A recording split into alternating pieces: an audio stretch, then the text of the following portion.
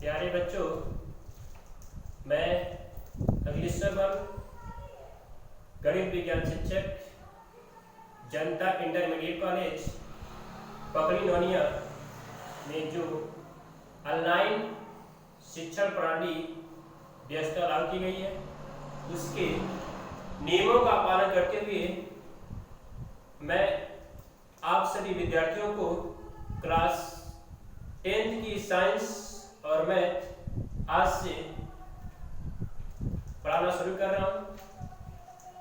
सभी विद्यार्थियों से मेरा ये कहना है कि इन छुट्टियों में लॉकडाउन के नियमों का पालन करते हुए अपने घरों में सोशल डिस्टेंसिंग के साथ ऑनलाइन शिक्षा प्रणाली का अनुसरण करें और यदि कोई प्रॉब्लम होती है तो व्हाट्सएप द्वारा कमेंट कर या कॉल कर आप अवश्य पूछें।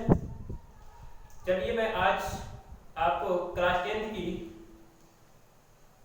गणित सब्जेक्ट का पहला चैप्टर रियल नंबर यानी कि वास्तविक संख्या पढ़ाते हैं। वेलकम है स्टूडेंट्स। पहला टॉपिक है रियल नंबर।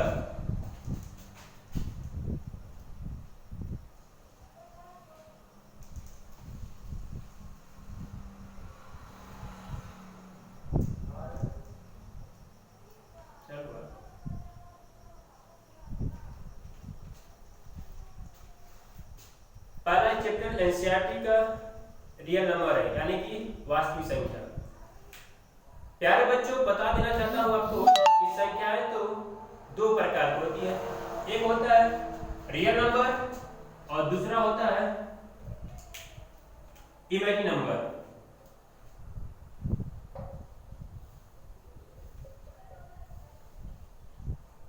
यानी कि काल्पनिक संख्या।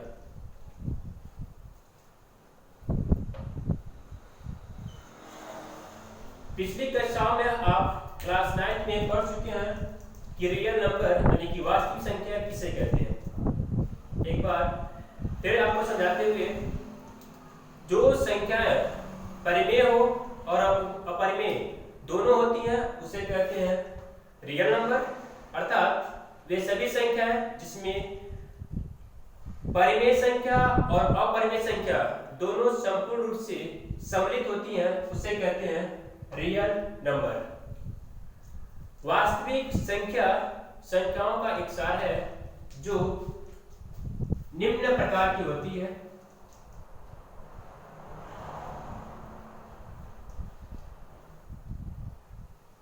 वास्तविक संख्या संख्याओं का सार होती है जो निम्न प्रकार की होती है।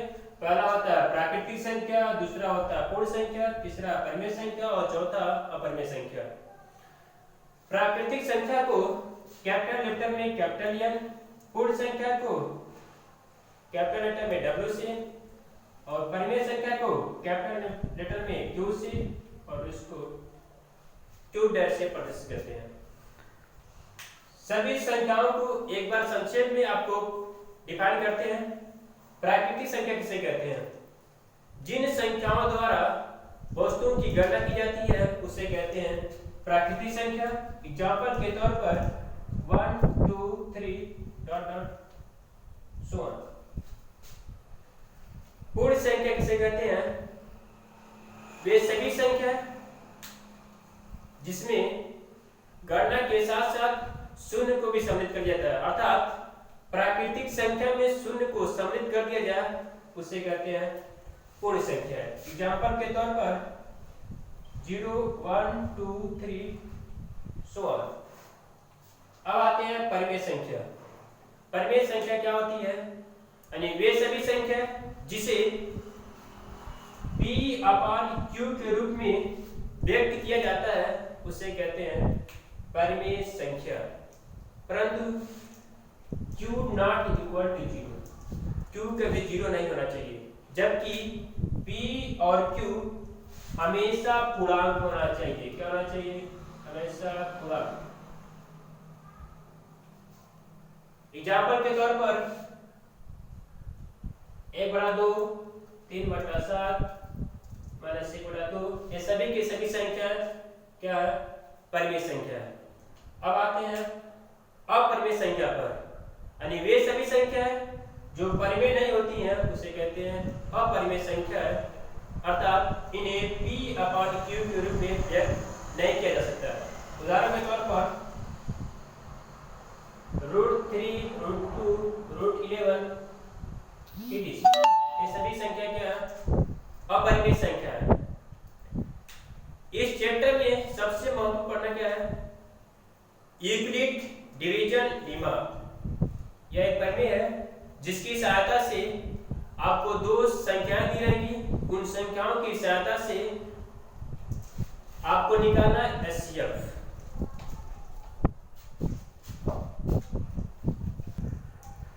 इस चैप्टर में हमको यूक्लिड डिवीजन लेमा थ्योरम का उपयोग करके दो संख्याओं का HCF ज्ञात करना है, जो इस सूत्र द्वारा ज्ञात करेंगे। आप सभी को मालूम है यदि दो संख्या दिया गया हो और उसमें से एक संख्या छोटी होगी और दूसरी संख्या क्या होगी बड़ी, तो बड़ी वाली संख्या को भाग करते समय हमेशा बीच में रखते हैं और छोटी वाली संख्या को क्या करते हैं बाहर रखते हैं। इससे इसमें भाग करते हैं तो आपको भाग मिलता है और नीचे जो बचता है वो क्या होता है शेषफल। इस नियम को इस सूत्र द्वारा व्यवस्थित करते हैं, यही कहलाती है आपका यूक्लिड विभाजन प्रमेय। उदाहरण के तौर पर मैं आपको एक क्वेश्चन देता हूं, देखिए यह एग्जांपल है जिसमें आपको दो वास्तविक संख्याएं दी गई हैं, यानी कि रियल नंबर दिया गया है। एक है संख्या 15 और दूसरी संख्या आपका 45। सबसे पहले हल करते समय इन दोनों संख्याओं को लिखेंगे। जो संख्या सबसे बड़ी होगी उसको पहले लिखिए और जो संख्या छोटी होगी उसको बाद में लिखिए, और इनके बीच छोटे और बड़े का चिन्ह लगाते हैं। जिधर मुंह ओपन होगा वो संख्या बड़ी होती है, इधर मुंह क्या होगा क्लोज होगा वो संख्या क्या होती है छोटी होती है। अब भाग के द्वारा भाग करते हैं। 15 का भाग इस बीच वाली संख्या में करेंगे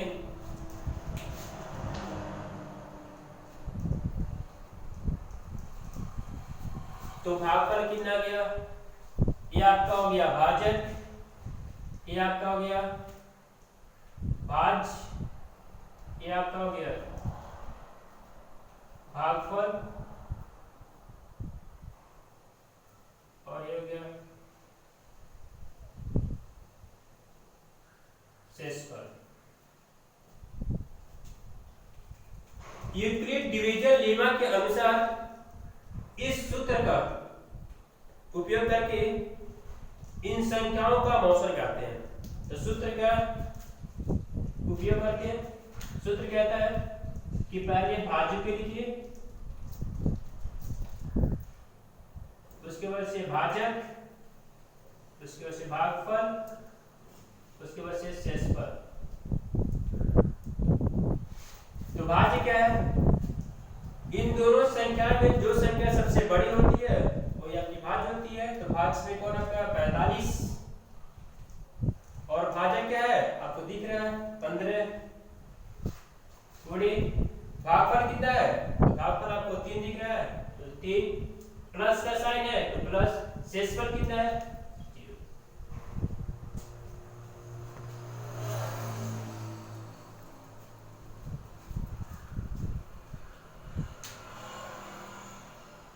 यह यूक्लिड विभाजन प्रमेय का सिद्ध होती है।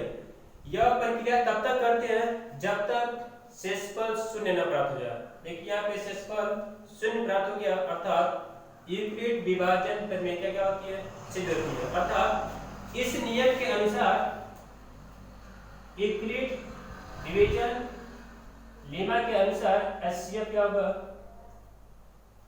15। आंसर।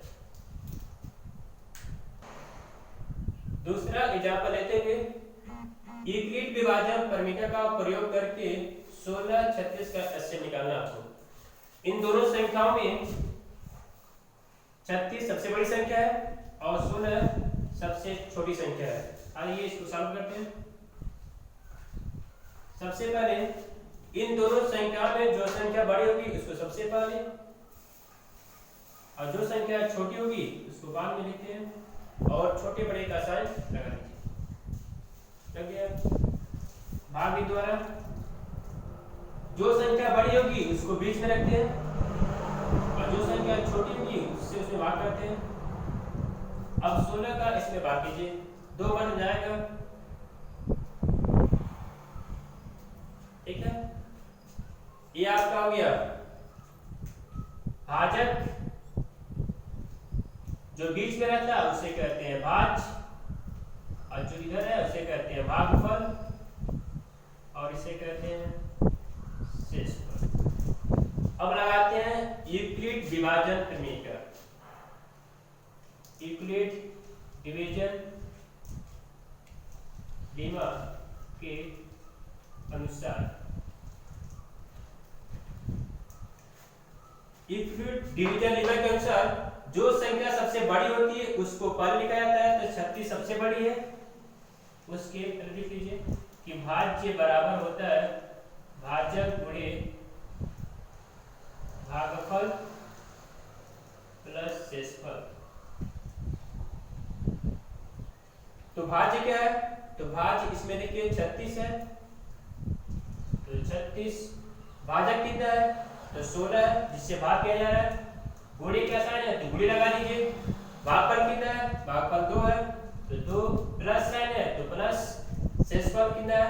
4। यह प्रक्रिया तब तक आगे बढ़ाते हैं जब तक कि शेषफल 0 न प्राप्त हो जाए। अभी देखिए शेषफल कितना है? 4, 0 नहीं है। यह प्रक्रिया अभी और आगे बढ़ेगी। अब क्या करते हैं? देखिए यहाँ पे 4 है और यहाँ पे 16 है। अब इन दोनों संख्याओं को मानते हैं संख्या। इन दोनों संख्या में जो बड़ा होगा वह यहाँ होगा, जो छोटा होगा यहाँ होगा। इसको क्या करते हैं?